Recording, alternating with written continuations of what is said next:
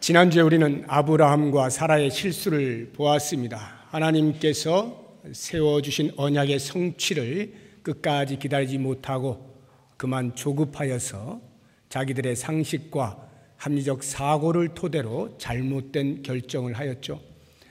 사라의 몸에서 날 시에 대한 말씀을 잘못 이해하여서 아브라함은 자기의 시면 누구든지 된다라고 생각을 하고 첩이었던 종이었던 하갈을 첩으로 삼아서 자녀를 낳고 씨를 계승하려고 하는 그러한 실수를 범하게 된 것입니다. 이러한 실수는 아브라함이 그만큼 기도하는 생활에 전력하지 않았다는 것을 보여주고 있습니다. 기도는 우리의 상식과 합리적 사고 너머에 있는 신앙의 영역을 분별할 수 있는 능력을 줍니다.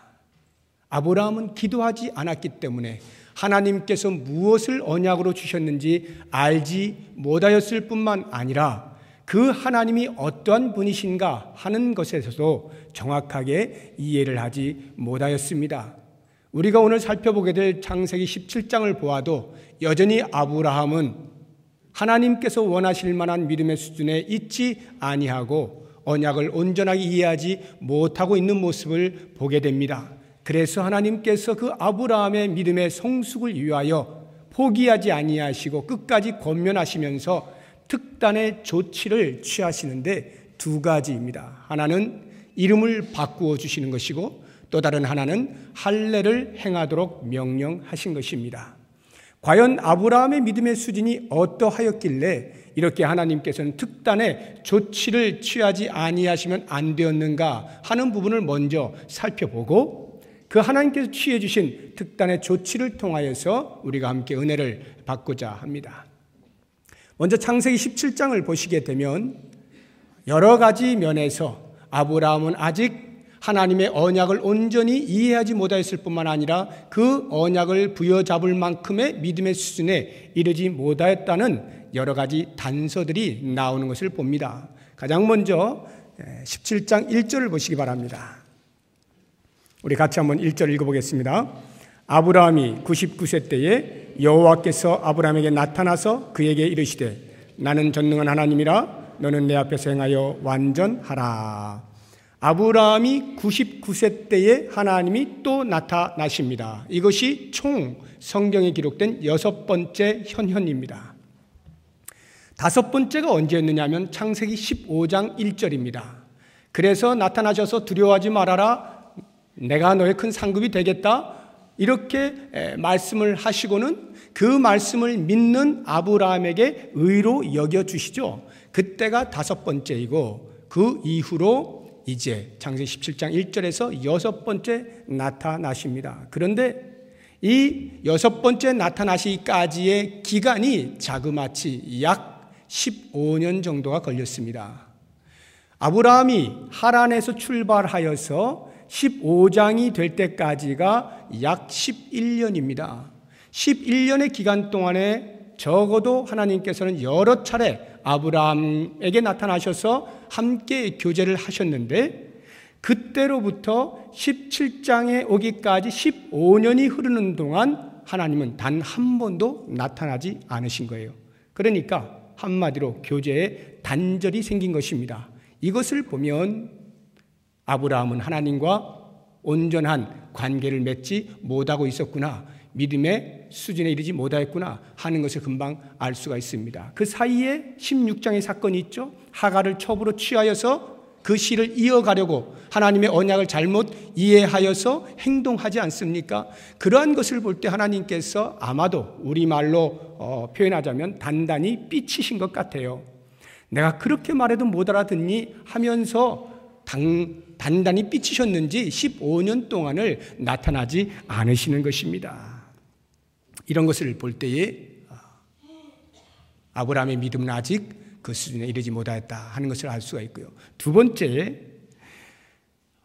성경을 찾아보면 여러분들이 이제 아브라함의 그 12장부터 나타나고 있는 말씀들을 쭉 읽다 보면 하나님께서 아브라함에 나타나셔서 이렇게 말씀을 많이 하신 적이 없다는 것을 발견하게 될 것입니다. 17장이 총 27절로 구성이 되어 있는데 그 가운데 하나님의 말씀이 20절이나 됩니다. 이렇게 많이 말씀하시는 것을 보면 아브라함의 믿음이 그리 탐탁치 아니한 거죠. 아무래도 말 안 듣는 자녀에게 말이 많잖아요, 부모들이. 잘하고 있는데 잔소리하는 부모 없죠. 말 안 해도 잘 알아서 하니까. 그런데 아브라함이 오죽이나 제대로 신앙생활을 못하였으면 하나님께서 별로 말씀도 없으신 분이 17장에 보면 어떻게 이렇게 많이 말씀하시는지 5번이나 말씀하셔요. 1절에 처음 말씀하시고 3절 보시면 아브라함이 엎드렸더니 하나님이 또 그에게 말씀하여 이르시되 또 나오는 것이 9절에도 나오고요, 15절에도 나오고요. 그리고 아브라함이 한마디 하니까 19절에 하나님이 또 말씀하시죠. 이렇게 5번씩이나 말씀하시는 걸 보면 아브라함이 대단히 문제가 있었다 하는 것을 알 수가 있습니다. 세 번째 단서는 다시 1절을 보시게 되면 하나님께서 아브라함에 나타나셔서 처음 꺼내신 말씀이 15년의 침묵을 깨고 나는 전능한 하나님이라 너는 내 앞에서 행하여 완전하라 이렇게 말씀하십니다. 15년 동안 하시고 싶으셨던 말씀이었겠죠. 그러니까 첫 입을 열자마자 이 말씀을 하신 겁니다. 나는 전능한 하나님이라.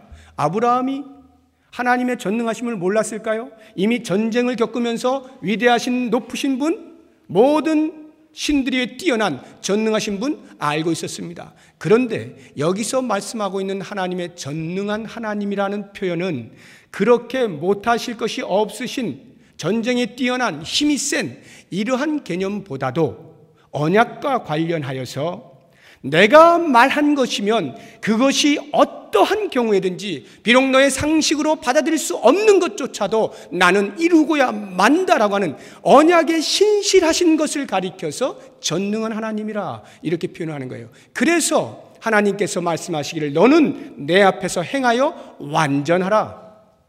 도덕적으로 깨끗하라고요? 흠없이 살라고요? 물론 그런 말도 되겠습니다만 무엇보다도 언약과 관련하여서 내가 그 언약을 반드시 지키는 전능하신 하나님인 것에 대하여 너는 1점 의심하지 말고 그대로 신뢰해라. 그대로 믿어라. 이것이 바로 너는 내 앞에서 행하여 완전하라는 말씀의 뜻입니다. 그래서 이렇게 말씀하심으로써 하갈을 취하여 그 씨를 잇고자 하는 아브라함의 행위가 얼마나 잘못되었는가를 일갈하는 것입니다. 나는 전능한 하나님이라 너는 내 앞에서 행하여 완전하라. 한 가지 더 우리에게 찾아보면 아브라함의 믿음의 수준을 볼 수 있는 것이 17절 18절에 나옵니다. 우리 같이 한번 17절 18절 읽어보겠습니다. 아브라함이 엎드려 웃으며 마음속으로 이르되 100세 된 사람이 어찌 자식을 낳을까? 사라는 90세니 어찌 출산하리요? 하고 아브라함이 이에 하나님께 아뢰되 이스마엘이나 하나님 앞에 살기를 원하나이다. 하나님께서 아내 사라의 이름을 계명하여 주셨습니다. 그 뜻은 모든 민족, 여러 민족의 어머니다라는 뜻을 담고 있습니다. 그런데 그 이름 고쳐주신 것을 듣고 나서 아브라함의 태도가 속으로 웃었어요. 야, 내가 100세인데 사라가 90세나 됐는데 어떻게 출산을 한단 말인가 하고는 하나님께 한마디 하는데 하나님, 지금 저에게 아들이 있잖아요. 이스마엘 있잖아요. 이 이스마엘이나 잘 봐주세요. 이렇게 말하고 있는 것입니다. 무슨 말입니까? 아브라함은 아직도 자신의 상식을 깨뜨리지 못했단 말이에요. 자신의 합리적 사고 이상을 보지 못하고 있다 이런 말입니다. 그러니까 15년 동안 이 이스마엘을 낳고 13년 동안 아브라함은 하나님과의 교제 없이 살아가면서 무엇을 낙으로 살았겠어요? 오직 이스마엘의 자라나는 것을 보면서 야, 이스마엘이 내 자식이구나. 야, 내 자식이야. 하나님이 아무 말씀 없으신 거 보니까 아, 얘가 맞긴 맞네. 이러면서 온 몸과 마음을 다 쏟아부어서 정을 붙이면서 그 이스마엘을 통하여 자기의 민족이 거대하게 될 것에 대한 하나님의 언약이 성취하게 될 것에 대한 비전을 바라보면서 살지 않았겠어요? 그러니까 그러던 차에 하나님이 갑자기 나타나셔서 사라다 사라 이렇게 말을 할 때에 그가 선뜻 받아들일 수가 없으니까 이스마엘 있잖아요. 나는 지금까지 이스마엘하고 잘 살아왔어요. 이렇게 말하고 있는 것입니다. 이러한 것들을 우리가 살펴볼 때 17장에 나타나는 아브라함은 역시 아직도 하나님께서 원하실 만한 믿음의 수준에 이르지 못하였다라고 하는 것을 볼 수가 있어요. 하나님의 언약을 신실하게 기다릴 수 있을 만큼의 믿음의 수준이 되지 못하는 거예요. 그래서 하나님께서 특단의 조치를 취하신 것이 두 가지인데, 그것이 계명하는 것이고 또 하나가 할례를 행하라는 것입니다. 자, 그러면 먼저 하나님께서 이름을 바꾸어 주시는 사건을 우리가 한번 볼 수 있기를 바랍니다. 이 계명한 것에 대해서 제가 이제 말씀을 오늘 이제 드리려고 지금까지 입이 많이 간지러웠는데 참았어요. 성경을 보시게 되면 지금까지 제가 이렇게 설교를 하면서 계속 아브라함과 사라라는 이름을 썼는데, 원래 17장에 도달하기 전까지의 성경의 기록은 그렇게 되어 있지 않습니다. 아브라함은 원래 이름이 아브람입니다. 세 글자 아브람. 그리고 사라는 원래 이름은 사레입니다. 사레. 이것이 17장에 와서야 이름이 바뀌어요. 그런데 제가 왜 처음부터 아브라함, 사라 이렇게 말씀을 드렸느냐 하면, 여러분들이 혹시 혼동하실까 봐 아브라함이 누구야? 사레가 누구지? 이렇게 하실까 봐 제가 아시는 이름으로 계속 쓴 거예요. 그런데 원래 이름의 계명은 이 17장에 와서 비로소 일어났다라고 하는 것을 먼저 말씀을 드리고, 그러면 아브람에서 왜 아브라함으로 이름을 바꾸었는가? 그 뜻을 보면 알 수가 있습니다. 아브람은 존귀한 아버지라는 뜻을 가지고 있어요. 그런데 아브라함은 여러 민족의 아버지라는 뜻이 담겨 있습니다. 사레는 공주 또는 왕녀 이런 뜻인데, 사라는 아브라함을 따라서 여러 민족의 어머니다라고 하는 뜻을 가지고 있는 것입니다. 우리가 자녀들의 이름을 지어줄 때, 또는 할아버지께서 이름을 지으실 때 어떻게 짓습니까? 그 아이의 미래가 이렇게 되었으면 좋겠다라고 하는 소망을 담아서 이름에다가 그 소망을 넣어서 짓지 않습니까? 제가 제 자녀들 말고 다른 가족의 자녀들의 이름을 지금까지 제가 2번을 지어준 적이 있는데, 하나는 우리 교회 교인 가운데 있고요. 또 다른 이제 한 아이는 제가 남아공에서 공부할 때의 그 목사님 이제 자녀인데, 이제 거기서 아이를 낳았어요. 위에 아이가 있었는데 이제 둘째 아이를 낳은 것입니다. 보니까 딸이에요. 위에도 딸인데, 그래서 이렇게 고민을 하더라고요. 어떻게 이름을 짓지? 왜 고민을 하냐면, 첫째 이름이 지니예요. 지니인데 이름의 뜻이 뭡니까? 그랬더니 이름의 뜻이 없다는 거예요. 그냥 지었대요. 그냥 지니 이렇게 지었다는 거예요. 그러니까 그 다음 동생을 지으려고 하니까 이게 답답한 거예요. 어떻게 하지 이거? 또 그냥 막 짓나? 고민하다가 이제 저에게 의뢰를 한 겁니다. 그래서 제가 기도하는 중에 이름을 지어줬는데, 그 이름을 제가 윤이라 해라 이렇게 지어줬어요. 윤이, 동생 이름을. 아무 뜻도 없는 진이의 동생 이름은 윤이. 그런데 그 윤이는 뜻이 있어요. 이 말미암을 유자에 진흙 니자거든요. 진흙으로 말미암았다. 다시 말하면 하나님의 형상으로 지음받은 아이다. 이런 뜻으로 이제 윤이라고 했고요. 그냥 그거 하나만이 아니고, 이 윤이가 영어로 하면 유니스라고 해서, 우리 성경에는 그 디모데 어머니 유니게로 소개가 되어 있죠. 그걸 영어로 발음할 때 유니스입니다. 이 유니스가 한국말로 쓰면 윤이에요. 그래서 디모데와 같은 훌륭한 자녀들을 양육할 수 있는 그런 엄마가 되기를 바라는 마음으로 제가 진이라고 하는 이름과 좀 이렇게 결부해서 윤이라는 이름을 지어줬어요. 이렇게 제가 이름을 지을 때, 여러분도 마찬가지로 이름을 지을 때는 반드시 그 아이의 미래에 대해서 이렇게 되기를 소망한다라고 하고 짓게 되는 것입니다. 그렇다고 하면 하나님께서 직접 장명을 하실 때는 과연 어떠할까요? 물론 하나님께서도 우리와 다를 바 없이 그 아이의 미래에 되어질 것을 소망하면서 이름을 짓습니다. 그러나 우리와 다른 게 하나가 있어요.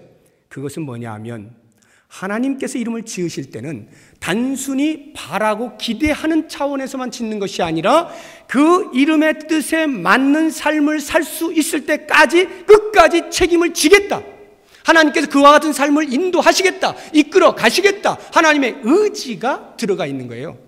그러니까 하나님께서 아브라함으로 바꾸실 때에는, 야, 너 지금 존귀한 아버지라고 해서 한 가정의 아버지 정도이지, 내가 너를 여러 민족의 아버지로 삼아줄게, 믿음의 조상으로 삼아줄게, 그리고 내가 그 일이 일어나기까지 끝까지 너를 책임진다, 너를 이끌어간다 라고 하는 것을 그 이름에 담아, 하나님께서 원래 아브라함에게 주셨던 그 언약을 그 이름 속에 담아서 그에게 계명을 시켜준 것입니다. 그러니까 아브라함은 이름이 바뀌었을 때, 이제 그 이름이 불리어질 때마다 그는 여러 민족의 아버지에 대한 인식을 하면서, 그렇지, 하나님께서 나를 여러 민족의 아버지로 세워주신다고 했지, 그렇게 이끌어 주신다고 했지 라고 하는 것을 기억하면서 살게 되어 있는 것입니다. 한 집안의 아버지에 불과했던 아브라함을 여러 민족의 아버지로 바꾸어 주시는 것, 이것이 하나님께서 우리를 구원하실 때 가지신 비전이에요. 우리들도 다 이름이 있어요. 여러분 각각 이름이 있죠? 저도 이름이 있죠? 그 이름 말고 하나님께서 지어주신 이름이 있습니다. 물론 여러분 각 개개인에게 다 지어주시진 않았을는지 몰라도 적어도 흑암의 권세에서 죄악 가운데서 구원하실 때에 그 구원받은 백성에게 주신 이름들이 있어요. 뭡니까? 의인이라고 하는 이름입니다. 성도라고 하는 이름입니다. 하나님의 자녀라고 하는 이름입니다. 증인이다, 제자다, 천국의 시민권자다, 이와 같은 이름들을 우리에게 지어주신 거예요. 이렇게 지어주실 때는 하나님께서 자, 이름 좋지? 그걸로 끝내시는 게 아니라 내가 그 이름에 걸맞은 삶을 살 때까지 너를 이끌어 가겠노라. 하나님이 우리를 부르실 때 그렇게 하셨단 말이에요. 우리가 그 이름을 가지고 살아가는 거예요. 그러므로 사람들이 우리를 향해서 성도라 부를 때 나는 과연 성도의 삶을 사느냐? 그럴 때 하나님의 언약의 신실하심을 부여잡으십시오. 그리고 달려나가는 거예요. 여러분, 이렇게 하나님께서 아브라함의 이름을 바꾸어 주실 때 문제가 하나 있어요. 가만히 생각해 보면요, 아직 여러 민족의 아버지가 된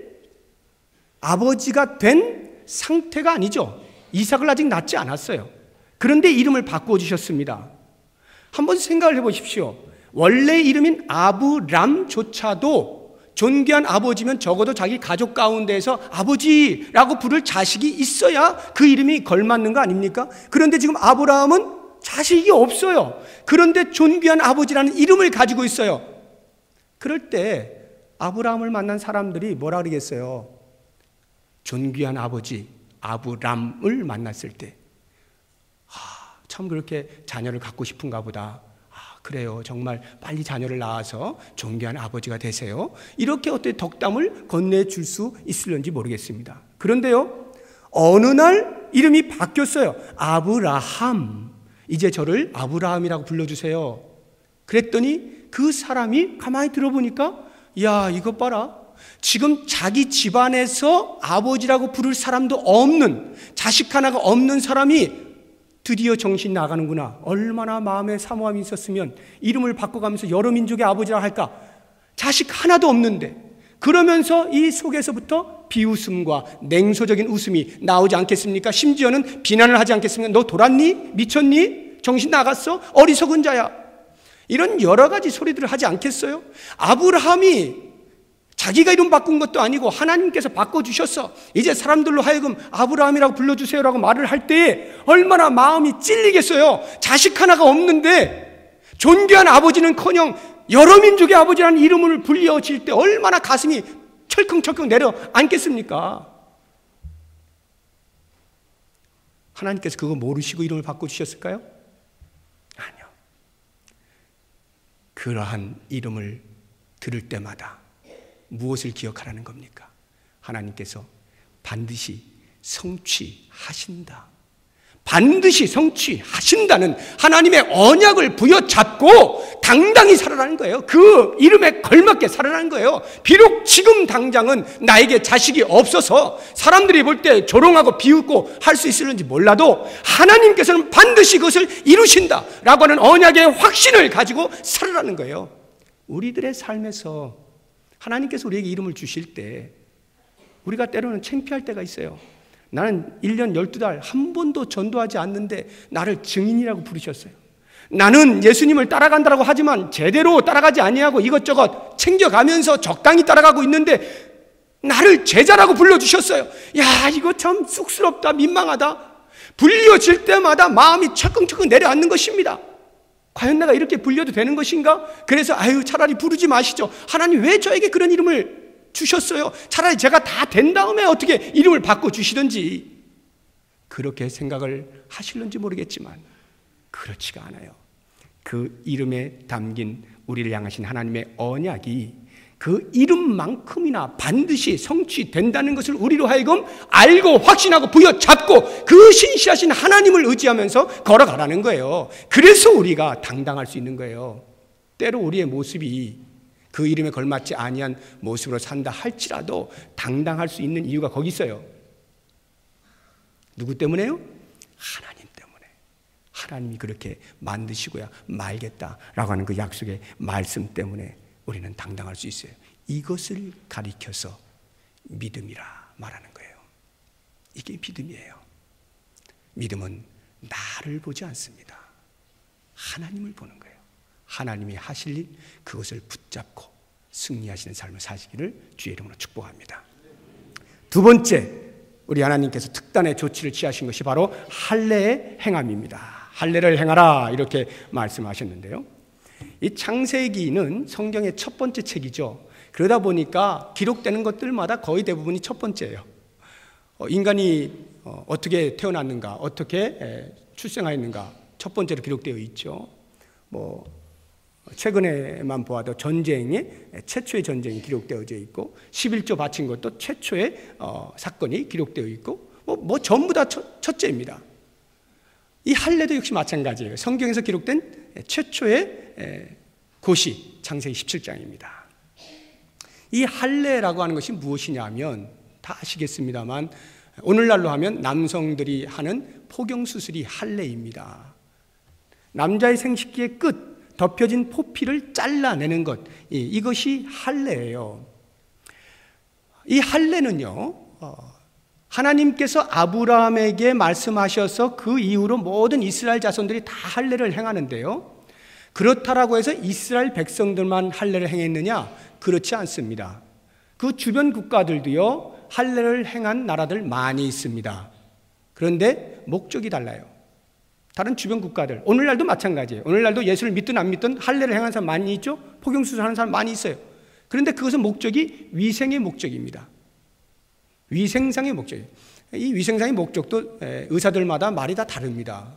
제가 외국에 있을 때 외국의 의사들은 할 필요 없다라 그래요. 위생상 아무 문제 없다라고 이렇게 이야기하는데, 또 우리나라 의사들은 또 이렇게 하는 것을 권장하기도 하고, 사람마다 좀 다르긴 한데, 아무튼 우리 보통 사람들이 행하는 것은 거의 위생상의 목적을 가지고 할례를 행하는 것입니다. 그런데 하나님께서 아브라함에게 할례를 행하라라고 말씀하실 때는 그런 위생상의 목적이 아니라 하나님께서 가지신 특별한 목적인데, 그게 바로 언약과 관련되어져 있는 것이에요. 이 언약과 관련해서 할례를 행하게 하신 것입니다. 우리 10절 한번 보실까요?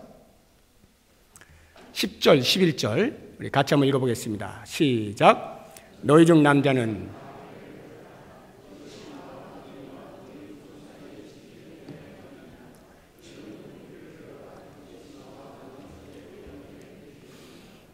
하나님께서 아브라함에게 할례를 행하라고 말씀하시고 맨 뒤에 뭐라고 말씀하셨어요? 이것이 나와 너희 사이에 언약의 표징이다 라고 하는 거예요. 하나님께서 할례를 행하게 명령하신 것은 언약의 표징으로서 주신 것이다 라고 하는 것입니다. 13절 한번 보십시오. 13절 같이 읽어봅니다. 너희 집에서 난 자든지 너희 돈으로 산 자든지 할례를 받아야 하리니 이에 내 언약이 너희 살에 있어 영원한 언약이 되려니와. 할례를 행하면 그것이 곧 살에 있다는 거예요. 무엇이요? 언약이. 하나님께서 세우신 그 언약이 너희 살에 있게 하기 위하여 언약의 표징으로서 할례를 명령하신 것입니다. 왜 하나님께서 이와 같은 명령을 내리셨을까요? 간단합니다. 아브라함이 말로 해서 못 알아먹으니까. 얼마나 자주 말씀하셨어요. 계속 그 언약의 말씀들을 해오셨고 언약의 체결까지 하시지 않았습니까? 15장에서는. 그럼에도 불구하고 아브라함은 여전히 그 언약을 정확하게 이해하지 못하고 붙들지 못하고 있었습니다. 말로 해서 되지가 않는 거예요. 그러니까 하나님께서 야, 안 되겠다, 너 좀 보면서 기억해라 하고는 남자의 생식기에 할례를 행하게 한 거예요. 여러분, 우리가 하루에 화장실 몇 번 갑니까? 자주 가죠. 우리 남자들은 그 화장실 갈 때마다 봐요. 그러면 볼 때마다 뭘 생각하는 거예요? 하나님께서 내 살에다가 당신의 언약을 새겨 놓으셨구나. 이걸 보는 거예요. 그리고는 까먹을 만할 때 보면서 계속해서 하나님께서 나에게 언약을 세우셨지, 그 언약을 이루시겠다라고 말씀하셨지, 이렇게 하면서 자기의 믿음을 회복하고 더 하나님께로 가까이 나아가도록 하기 위하여 이 할례를 행하게 하신 것입니다. 할례에 담겨있는 영적인 의미를 제가 크게 두 가지만 말씀을 드리려고 하는데, 하나는 너의 소속이 어디냐, 이것을 알려주는 것이 할례입니다. 할례를 행하는가 동시에 내 소속이 어디입니까? 하나님 편이죠. 하나님 편에, 하나님 나라에 들어와 버린 겁니다. 이게 할례예요. 나의 소속이 어디냐라고 하는 것입니다. 그래서 예레미야서 4장 4절에 보면 이렇게 말씀합니다. 유다인과 예루살렘 주민들아, 너희는 스스로 할례를 행하여 너희 마음 가죽을 베고 나 여호와께 속하라. 할례를 행함으로써 나 여호와께 속하라. 소속이 어딘지를 분명히 알라는 거예요. 이 소속의 이야기는 두 가지입니다. 하나는 나의 정체성이고 또 다른 하나는 나의 삶의 질입니다. 정체성, 나는 더 이상 사탄의 노예로 있지 아니하고 죄악 어둠의 권세 가운데 있지 아니하고 빛의 자녀로서 하나님 나라의 백성이 되었다라고 하는 정체성의 변화, 그리고 또 한 가지는 그래서 그 빛의 자녀의 삶을 살아가는 사람, 이런 뜻을 갖는 것이 할례예요. 소속이라는 것이 굉장히 무서운 겁니다. 예를 들어서 제가 삼성에 입사를 했어요. 그런데 삼성맨이 현대 배지를 달고 다니면 어울리지 않겠죠. 거꾸로 내가 현대에 입사를 했어요. 그런데 삼성 배지를 달고 다니면 어울리지 않죠. 소속이 불분명해지는 것입니다. 삼성에 들어갔으면 삼성 배지, 현대에 들어갔으면 현대 배지를 달고 나는 삼성맨이야, 나는 현대맨이야, 이렇게 말을 해야 되는 거예요. 자기 소속이 정확하게, 배지가 그것을 말해주는 겁니다. 거기에 한 걸음 더 나가서 배지만 달고 다니면 됩니까? 배지만 달고 다니면 나는 삼성맨 됩니까? 아니요. 삼성맨 다 와야 되죠. 현대맨 다 와야 되죠. 그 배지를 통하여서 내가 삼성에 속한 자로서, 내가 현대에 속한 자로서 어떻게 일을 해야 되겠구나 하는 것이 들어오는 거예요. 마찬가지로 내가 할례를 행하면서 나는 이제 하나님 나라에 속한 자이로구나, 그래서 나는 어떻게 살까? 하나님께서 야곱아, 이스라엘아, 내가 너를 구속하여 불렀다, 내가 너를 지명하여 불렀다, 너는 내 것이다, 너는 걱정하지 말아라, 불 가운데 있을 때 내가 너와 함께 하겠다, 물 가운데 행할 때는 내가 너와 함께 하겠다, 걱정하지 말아라, 너는 나를 믿는 자로, 내게 속한 자로 부끄러움 없이 살아라, 이렇게 말씀하시는 거예요. 이게 할례입니다. 우리가 다음 주에 세례를 받습니다. 구약의 할례, 이것이 그 정신이 신약 시대의 세례로 이어져 내려오는 것입니다. 세례가 이 할례와 동일한 정신을 가지고 있는 것입니다. 세례를 이제 혹시 받으시게 되는 분들 잘 생각하셔야 됩니다. 이미 받으신 분들도 잘 생각하십시오. 세례가 뭐냐? 일단 내 신분의 변화예요. 소속이 이 세상에서 하나님 나라로 옮겨졌다. 나는 이제 하나님의 자녀다, 하나님의 백성이다. 이것을 사람들에게 공포하는 행위가 세례입니다. 뿐만 아니라 거기에서 나아가 그래서 나는 하나님의 백성답게 더 이상 내 마음대로 살지 아니하고 죄에 대하여서는 죽고 의에 대하여서는 사는 자로 살겠다라고 하는 것이 세례예요. 그러므로 세례를 받을 때는 이와 같은 공포가 내 마음 가운데 확신이 찰 때 그렇게 세례를 받는 것입니다. 우리는 이미 세례를 받은 자들로서 여기 세례를 받으신 분들, 과연 나는 그렇게 살아가고 있는가? 나는 하나님 나라의 백성인 것을 정확히 인식하고 살아가고 있는가? 그 백성답게 살아가고 있는가 하는 부분들을 점검을 해 보아야 하는 것입니다. 그리고 두 번째로 이 할례에 담겨 있는 영적 의미는 나는 전적으로 하나님의 능력만을 의지하며 사는 자다라고 하는 것을 고백하는 것입니다. 할례를 행하면서 이제 더 이상 내 힘으로 살지 않는 사람입니다를 고백하는 거예요. 여러분, 이 포피를 잘라냈다라고 하는 것, 그 할례가 영어로 서컴시전입니다. 서컴시전. 그 원어를 보면 서컴이 서클이라는 뜻이고요. 시전이 사이즈라고 해서 자르다, 커트한다는 뜻이거든요. 그러니까 둥그렇게 잘라낸다라는 뜻이거든요. 잘라낸다는 게 뭐냐 하면 죄를 잘라낸다. 죄를 잘라낸다. 더 이상 죄와 짝하지 아니하고 하나님의 거룩하심처럼 내가 거룩해진다. 하나님의 소속. 이것을 1차적으로 의미하는 것이고요. 그 다음 중요한 것이 있는데, 이렇게 잘라내는 건 많은 것을 잘라낼 수 있는데 왜 하필이면 남자의 생식기의 끝을 잘라내느냐 말이에요. 그 이유는 더 이상 남자가, 아브라함이 자기 스스로 자식을 낳을 수 없는, 번식할 수 없는 사람이다라고 하는 것을 상징적으로 보여주는 것이 이 할례입니다. 그런데 보세요. 아브라함은 이미 그거 할례 행하기 전에도 이미 그렇게 생각하고 있지 않았습니까? 사라가 90세인데 내가 100세인데 어떻게 자식을 낳는단 말이야? 이렇게 이미 생각하고 있던 사람이에요. 그런데 그 사람에게 뭘 굳이 할례를 행해서 너 힘으로는 못 낳는다? 그거를 알려줄 필요가 뭐가 있겠어요? 이유가 있습니다. 만약 이걸 하지 않잖아요. 그리고 하나님께서 때가 되어서 이삭을 낳게 하잖아요. 아브라함과 사라의 이 믿음의 수준으로 볼 때 그들의 해석은 이렇게 될 것입니다. 야, 내 몸에서 이거 나올 수가 없는 건데 이거 어떻게 된 거야? 야, 신기하네. 기적이다, 기적이야. 도저히 있을 수 없는 일이 일어났어. 세상에 이런 일이 출현해 볼까? 이렇게 되는 거예요. 아브라함과 사라가 하나님께서 은혜로 주신 선물로 보지 아니하고, 와, 신기하네. 야, 우리에게 기적이 나타났어. 이 정도에 머문단 말입니다. 우리는 끊어졌는데 어떻게 애를 낳았지? 고개를 갸우뚱거리면서 거기 이상을 넘어가지 못하는 거예요.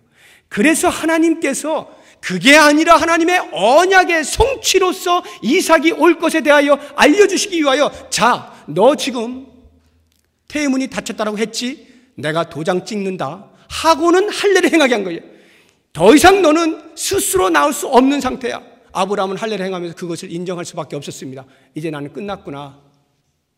완전히 불가능한 상태, 0.001%도 가능성이 없는 그와 같은 상태로 만들어 놓은 것이 할례예요. 그러면 그때 이후로부터 생각할 수 있는 것이 무엇입니까? 만약 그들이 자녀를 낳는다면 그것은 하나님의 은혜, 하나님의 선물, 하나님이 하신 일 외에는 달리 말할 수가 없게 되는 거예요. 전적으로 하나님의 언약의 성취로서만 볼 수 있게 되기 때문에 하나님께서는 아브라함에게 할례를 행하도록 한 것이요, 그 집안 모두를 다 할례를 행하도록 명령을 한 것입니다. 그렇습니다.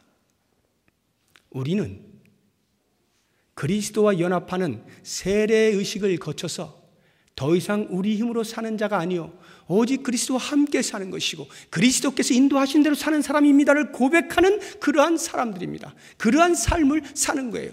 그래서 우리의 상식을 깨뜨리는 거예요. 우리의 합리적 사고를 넘어가는 것입니다. 그 이후에 있는, 그 너머에 있는 하나님의 영역, 신앙의 영역, 기도함으로써만 발견할 수 있는 그 영역까지도 우리가 자연스럽게 생활하는 데 지장이 없도록 만드는 것입니다. 그래서 우리에게 일어나는, 우리 힘으로는 안 되고 우리의 상식으로는 안 되는 여러 가지 많은 일들이 하나님에 의하여서 하나님의 언약을 성취하시는 방법으로 내게 주신 것이다 라고 하는 것을 고백하며 살게 되는 거예요. 그래서 우리에게 나타나는 기적들이 있을 때마다 그것을 상식 삼아 사는 것, 이것이 할례받은 백성, 세례받은 그리스도인의 삶인 거예요. 오늘 이 말씀을 보시면서 하나님께서 믿음이 좀처럼 자라지 아니하는 아브라함을 그 자리에서 포기하고, 야, 나 지쳤다, 그만하자, 너 이제 하산해라, 넌 아무래도 안 될 종자야, 이렇게 내팽개치지 아니하시고 될 때까지 끝까지 설득하시고 끝까지 보여주시고 끝까지 조치를 취하시면서 계속하여 하나님이 원하시는 그 믿음의 수준까지 가게 만드시는 이 하나님의 열정 앞에 내가 서 있음을 기억하십시오. 아브라함이 서서 그 하나님의 인도하심을 쫓아 나아갈 수 있었던 것처럼 우리를 그와 같은 삶으로 가게 하시는 것 기억하시면서 여러분, 담대하십시오. 당당하십시오.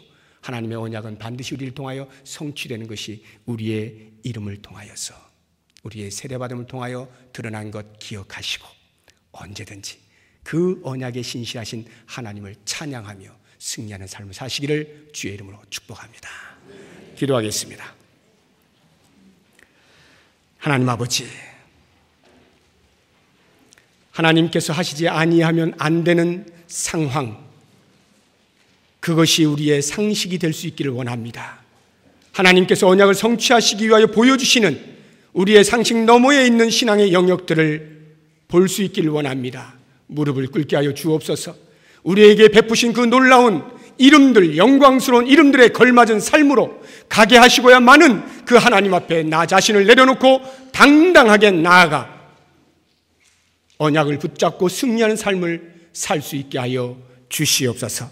예수 그리스도의 이름으로 기도드립니다. 아멘.